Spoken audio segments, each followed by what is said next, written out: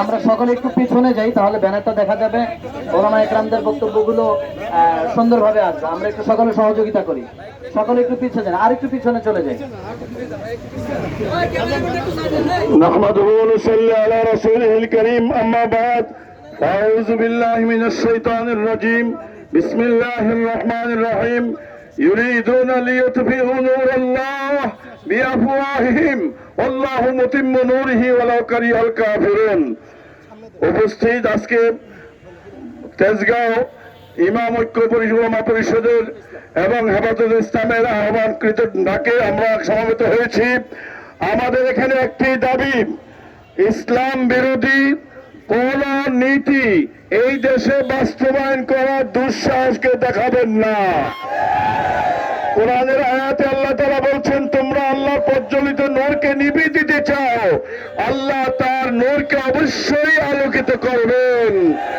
এবং কবি বলেন, চেরাগে রাখে ইজাত বর পরুজাত, কাছে কাস্তাব জানাত রে সাজ বসুজাত। যে বাতিটি জ্বলে বরে আদেশেতে বিধাতার, সে বাতিটি যে নিভাতে চায় দাড়ি কেবল পড়ে যায় তার। সুতরাং বর্তমান অন্তর্বর্তীকালীন সরকারের প্রধান ডক্টর মোহাম্মদ ইউনূস সাহেব, আপনি যতগুলি ভালো কাজ করেছেন, হেফাজতে ইসলাম এই তেজগাঁওবাসী আমরা 100 বার মোবারকবাদ জানাই।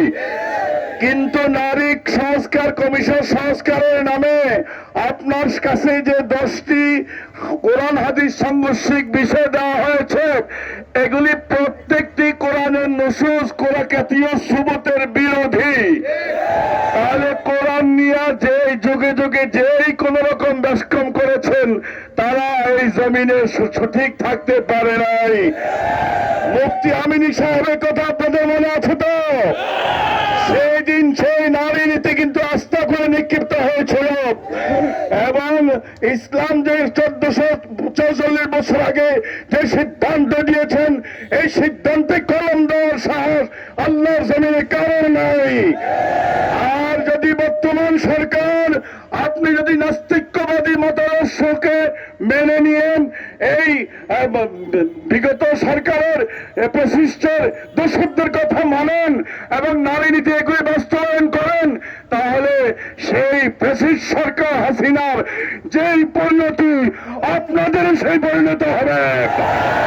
আমরা 200 কোটি মুসলমান মিলে কোরআন হেফাজত করব ইনশাআল্লাহ।